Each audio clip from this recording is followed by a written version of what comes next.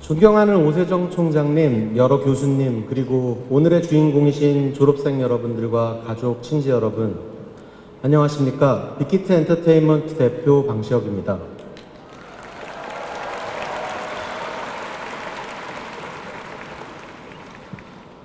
오늘은 날씨조차 여러분들의 졸업을 축하하듯이 화창한 것 같습니다. 저 역시 여러분의 졸업을 진심으로 축하드립니다. 모교의 졸업식에서 축사를 한다는 것은 무한한 영광이기에 총장님이 저에게 부탁을 했을 때 덜컥 수락해버렸지만 사실 이 자리에 서기까지 굉장히 많은 고민이 있었습니다. 저는 부정할 수 없는 기성세대입니다. 그러다 보니 어쩌다 꼰대 같은 이야기를 하는 건 아닐까. 또 무엇보다도 이제 대학을 졸업하고 첫걸음을 내딛는 여러분들한테 해드릴 유의미한 얘기가 제 안에 있는 건지도 많이 걱정스러웠습니다. 하지만 생각해보면 졸업 축사란 건 연사가 졸업생에게, 선배가 후배에게 자신이 인생에서 배운 것들을 이야기하는 자리라고 생각합니다. 그래서 꼰대스러움에 대한 걱정은 좀 내려놓고 오늘은 최대한 솔직하게 제 이야기를 해보려고 합니다. 제 자랑도 좀 할 것 같고요. 제 삶의 여정 중에 여러분과 맞닿는 부분에 대해서도 이야기를 해보려고 합니다. 저는 1980년대 말에 고등학교를 다녔는데 그때는 공부를 조금 한다 치면은 다 법대를 가는 게 당연하게 여겨지던 시절이었습니다. 그러다 보니 제 1지망도 저도 법대였습니다. 법학에 대한 열망 같은 게 있었던 건 아닙니다. 사실 그때의 저는 어떤 열정도 꿈도 없었던 것 같습니다. 그냥 다른 사람들이 만들어 놓은 목표와 성공의 기준, 그런 거에 별 자의식 없이 흔들렸던 것 같습니다. 하지만 학력고사는 다가오고 점수는 계속 아슬아슬한 상황이면서 재수를 각오하고 법대를 쓰느냐, 법대를 포기하고 안전하게 서울대를 가느냐의 갈림길에 놓이게 됐습니다. 저는 후자를 선택했습니다. 조금 전에 말씀드렸듯이 법학에 대한 열망이 있었던 것도 아니고 재수는 정말 하기 싫었거든요. 그런데 법대 다음으로 커트라인이 높은 과를 가려니까 뭐가 되게 없어 보이는 거예요. 그래서 다른 과들을 뒤지다가 미학과라는 과를 발견했습니다. 법대를 기대하셨던 집안 어른들은 굉장히 세게 반대했지만 저는 떨어지는 재수는 없다라고 반협박조로 미학과에 무사히 진학하게 되었습니다. 놀라운 건 미학과가 저랑 너무 잘 맞았다는 겁니다. 미학이 뭘 하는 학문인지도 모르고 그냥 들어온 건데 수업들이 너무 재밌는 겁니다. 원래 예술도 좋아했었고 탁상 공론하는 것도 좋아해서 그랬는지 모르겠지만 많은 사람들이 굉장히 어렵다고 하는 미학과의 수업이 너무 재밌어서 중학교 때부터 해오던 음악도 다 뒷전으로 미루고 음악을 직업으로 하겠다는 생각 같은 거는 완전히 잊게 됐습니다. 그러던 제가 어떻게 음악 프로듀서가 됐을까요? 사실 잘 기억이 안 납니다. 많은 분들께서 서울대생이 음악을 직업으로 삼기까지는 어떤 대단한 에피소드나 굉장한 결단이 있었을 거다 이런 추측을 하는데 사실 아무리 돌이켜봐도 그런 결정적인 순간은 없었습니다. 그냥 흘러가다 보니까 어느새 음악을 하고 있었다. 이게 가장 적절한 표현 같습니다. 생각보다 굉장히 허무하죠? 저는 그렇게 허무하게 뭐가 홀린 것처럼 음악을 시작했습니다. 1997년에 직업 프로듀서의 길에 들어서서 박진영 씨와 함께 JYP라는 회사를 설립하고 그 후에는 독립해서 지금은 빅히트 엔터테인먼트의 대표이자 프로듀서로 살고 있습니다. 우스운 게 독립한 후에도 굉장히 많은 선택지가 있었는데 왜 회사를 차리겠다고 생각했는지 그 선택의 이유도 잘 기억이 나지 않는다는 겁니다. 서두부터 제 얘기를 이렇게 길게 한 이유는 제 인생에서 있었던 중요한 결정들, 훗날에 보면 굉장히 의미심장해 보이는 순간들이 사실은 별 의미가 없었다는 것, 때로는 왜 그런 선택을 했는지 이유조차 기억이 나지 않는다는 말씀을 드리고 싶어서입니다. 저는 사실 큰 그림을 그리는 야망가도 아니고 원대한 꿈을 꾸는 사람도 아닙니다. 좀 더 정확히 말하면 구체적인 꿈 자체가 없습니다. 그러다 보니 매번의 선택은 그때그때 제가 하고 싶은 것들에 따라서 선택했던 것 같습니다. 요즘 저와 방탄소년단, 빅히트 엔터테인먼트의 행보를 보면은 이런 말이 믿기지 않으실 수도 있습니다. 방탄소년단은 빌보드에서 2년 연속 톱 소셜 아티스트상을 수상했고 5만석 규모의 뉴욕 시티필드 공연을 순식간에 매진시켰습니다. 얼마 전에는 그래미 어워드에서 시상자로 초빙받으면서 또 하나의 최초 기록을 세우기도 했습니다. 외신에서는 감히 유튜브 시대의 비틀즈라는 과찬을 하기도 합니다.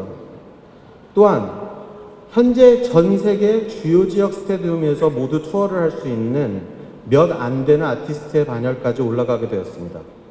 이를 바탕으로 저도 영광스럽게도 빌보드가 뽑은 25인의 혁신가 리스트에 이름을 올렸고 저희 회사 역시 엔터테인먼트 업계 혁신의 아이콘이자 유니콘 기업으로 평가가 받고 있습니다. 아마 뉴스를 통해서 이런 이야기를 접하셨을 때 이런 성공 뒤에는 분명히 원대한 꿈이 있거나 방시혁이 엄청난 야심가여서 큰 미래를 그려놓고 이를 차곡차곡 실현해가는 거라고 생각하셨을지도 모르겠습니다. 그런데 제가 야심은 둘째치고 꿈도 없는 사람이라고 하니 이게 무슨 말인가 싶으실 겁니다. 매번 하고 싶은 걸 아무거나 하고 그렇게 선택하다 보니 어쩌다 이 자리까지 왔다. 물론 이제 그런 말이 하고 싶은 건 아닙니다. 얘기를 잠깐 바꿔볼게요. 여러분, 저는 꿈은 없지만 불만은 엄청 많은 사람입니다. 얼마 전에 이 표현을 찾아냈는데 이게 저를 가장 잘 설명하는 말 같습니다. 오늘의 저와 빅히트가 있기까지 제가 걸어온 길을 되돌아보면 분명하게 떠오르는 이미지는 불만 많은 사람입니다. 세상에는 타협이 너무 많습니다. 분명 더 잘할 수 있는 방법이 있는데도 사람들은 튀기 싫어서 일 만드는 게 껄끄러우니까 주변 사람들한테 패기친다. 혹은 그냥 원래 그렇게 했으니까 이런 이유들로 입을 다물고 현실에 안주하는데요. 저는 태생적으로 그걸 못하겠더라고요. 제 일은 물론 직접적으로 제 일이 아닌 경우에도 최선이 아닌 상황에 대해서는 불만을 제기하게 되고 그럼에도 개선이 이루어지지 않으면 불만이 분노로까지 변하게 됩니다. 아마도 위대한 탄생이라는 프로그램에서의 멘토로 저를 기억하시는 분들도 있을 텐데요.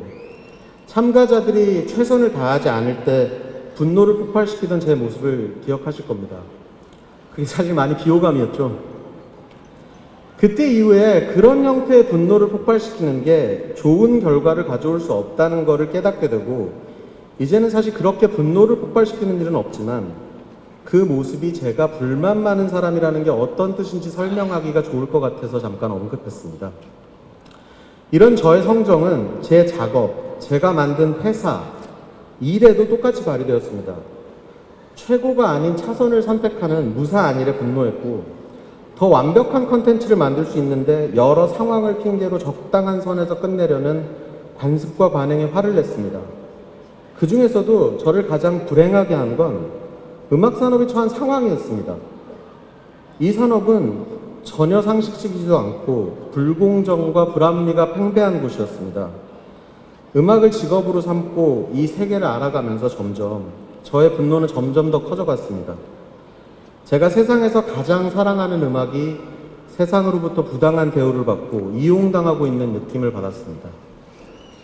작곡가로 시작해서 음악 산업에 종사한 지 21년째인데 음악이 좋아서 이 업에 뛰어든 동료와 후배들은 여전히 현실에 좌절하고 힘들어합니다. 음악 산업이 안고 있는 악습들, 불공정 거래 관행, 그리고 사회적 저평가. 그로 인해서 종사자들은 어디 가서 음악 산업에 종사한다고 말하기를 부끄러워합니다.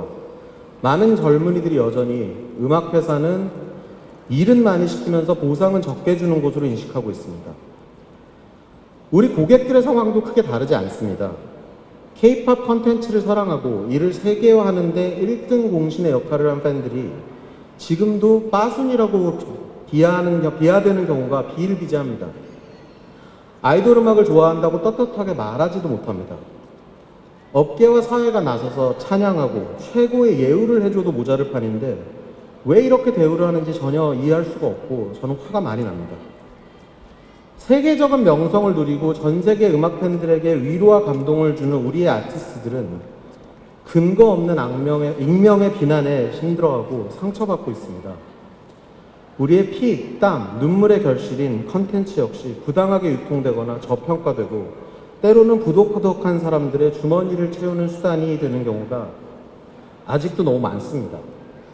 그래서 저는 늘 분노하게 되고 이런 문제들과 싸워왔고 아직도 현재 진행형입니다. 저는 사실 혁명가는 아닙니다. 다만 음악산업의 불합리, 부조리에 대해서 저는 간과할 수 없습니다. 외면하고 안주하고 타협하는 건 제가 살아가는 방식이 아닙니다. 원대한 꿈이 있거나 미래에 대한 큰 그림이 있어서가 아닙니다. 그것이 지금 제 눈앞에 있고 저는 그것이 부당하다고 느끼기 때문입니다. 그리고 이제 저는 그 분노가 저의 소명이 됐다고 느낍니다. 음악산업 종사자들이 정당한 평가를 받고 온당한 처우를 받을 수 있도록 화를 내는 것, 아티스트와 팬들에 대해서 부당한 비난과 폄하하는 것에 대해 분노하는 것, 제가 생각하는 상식이 구현되도록 싸우는 것, 그것은 평생을 사랑하고 함께한 음악에 대한 저의 예의이기도 하고 팬들과 아티스트들에 대한 존경과 감사이기도 하면서 마지막으로 제 스스로가 행복해지는 유일한 방법 같습니다.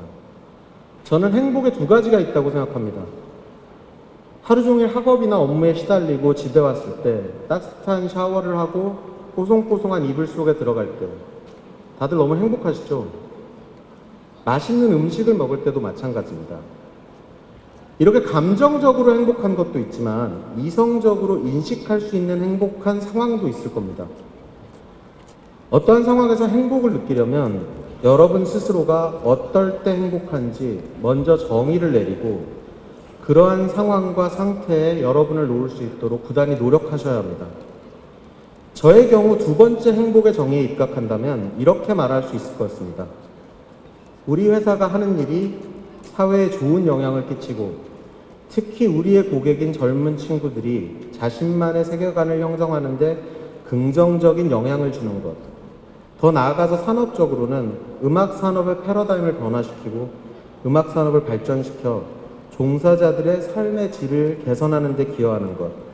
그리고 그 변화를 저와 우리 빅히트가 이뤄내는 게 저의 가장 큰 행복입니다. 자, 이제 긴 얘기를 돌이켜 볼게요. 제가 앞에서 저는 구체적이거나 커다란 꿈이 있지 않다고 얘기했습니다. 맞습니다. 어렸을 때나 지금이나 저는 그런 사람이었습니다. 빅히트 엔터테인먼트가 어떤 기업이 될지, 방탄소년단의 미래가 어떤 모습일지, 심지어는 제가 나중에 어떤 사람이 될지에 대해서도 그림 같은 게 없습니다. 그럼에도 현재 저의 모습을 외부에서 보면 자신의 꿈을 향해 끊임없이 정진해 나가고 그 과정에서 저와 제 주변 사람들, 제가 봉사해야 하는 고객들의 행복까지 빚어내는 매우 이상적인 상황으로 보일 겁니다. 지금까지 말씀드렸듯이 이런 시선은 반은 맞고 반은 틀립니다. 저에게는 꿈 대신 분노가 있었습니다. 납득할 수 없는 현실, 저를 불행하게 하는 상황과 싸우고 화를 내고 분노하면서 여기까지 왔던 것 같습니다. 그것이 저를 움직이게 한 원동력이었고 제가 멈출 수 없는 이유였습니다. 그러니 많은 분들께 위로와 행복을 드렸다면 그건 제 꿈이 아니라 저의 불만이 시작이었을지도 모르겠습니다. 저는 앞으로도 꿈 없이 살 생각입니다. 알지도 못하는 미래를 구체화하려고 시간을 쓸 바에는 지금 주어진 납득할 수 없는 문제를 개선해 나가겠습니다. 빅히트 엔터테인먼트는 음악 사업이 처한 수많은 문제들을 개선하는 데 매진할 것이고 방탄소년단은 아시아 밴드 혹은 K-POP 밴드의 태생적 한계라고 여겨지는 벽을 넘기 위해서 끊임없이 노력할 겁니다. 저 역시 이런 일을 수행하는데 부끄럽지 않게 끊임없이 반성하고 제 자신을 갈고 닦겠습니다. 결국 제가 여러분께 드리고 싶은 말씀은 이겁니다. 지금 큰 꿈이 없다고, 구체적인 미래의 모습을 그리지 못했다고 자괴감을 느끼실 필요가 전혀 없습니다. 자신이 정의하지 않은 남이 만들어 놓은 행복을 추구하려고 정진하시지도 마십시오. 오히려 그 시간에 소소한 일상의 한순간 한순간에 최선을 다하기 위해서 노력하시길 바랍니다. 무엇이 진짜로 여러분을 행복하게 하는지 고민하십시오. 선택의 순간이 왔을 때 남이 정해준 여러 가지 기준들을 좇지 말고 일관된 본인의 기준에 따라서 답을 찾을 수 있도록 미리 준비하십시오. 본인이 행복한 상황을 정의하고 이를 방해하는 것들을 제거하고 끊임없이 이를 추구하는 과정에서 행복이 찾아올 겁니다. 그렇게 하다 보면 반복은 습관이 되고 습관은 소명이 돼서 여러분의 길을 이끌어 줄 겁니다. 한 가지 덧붙이자면 여러분의 행복은 상식에 기반해야 합니다. 공공의 선에 해를 끼치고 본인의 삶을 개선하지 못하는 파괴적이고 부정적인 욕망을 이루는 것이 행복이라고 생각해서는 안 됩니다. 이를 위해서 여러분은 바깥 세상에 대해서 끊임없는 관심을 유지하시고 자신과 주변에 대해서 애정과 관용을 가져야 합니다. 그러한 관심 속에서 여러분의 삶에 제기되는 문제들, 여러분의 행복을 방해하는 요소들을 발견하게 될 겁니다. 그것들을 해결하고 본인이 생각하는 상식을 구현하기 위해서 노력하게 될 것입니다. 이런 노력들이 궁극적으로는 더 나은 세상을 만드는 데 기여하게 될 것입니다. 다시 말해서 여러분 자신의 행복을 좇는 것은 세상의 행복을 증대시키는 일이 될 것이며 이것이 우리 학교 졸업생들에게 주어진 의무이기도 합니다. 이쯤에서 두서없는 저의 축사를 마무리하려고 하는데요. 대학이라는 일생에 매우 중요한 또 하나의 과정을 잘 마무리하신 여러분, 다시 한번 격하게 축하드립니다. 그리고 이제부터 시작될 인생의 다음 단계들을 행복 속에서 잘 살아내시고 10년, 20년 후에 내가 제법 잘 살아왔네, 이렇게 자평할 수 있는 여러분이 되기를 바랍니다. 개인적으로 저는 제 묘비에 불만 많던 방시혁 행복하게 살다 좋은 사람이라고 축복받으면서 눈 감음이라고 적혔으면 좋겠습니다. 상식이 통하고 음악 콘텐츠와 그 소비자가 정당한 평가를 받는 그날까지 저 또한 하루하루를 치열하게 살 겁니다. 격하게 분노하고 소소하게 행복을 느끼면서요. 여러분만의 행복을 정의하고 잘 찾아서 여러분다운 멋진 인생을 사시길 바랍니다. 다시 한번 졸업을 축하드립니다. 감사합니다.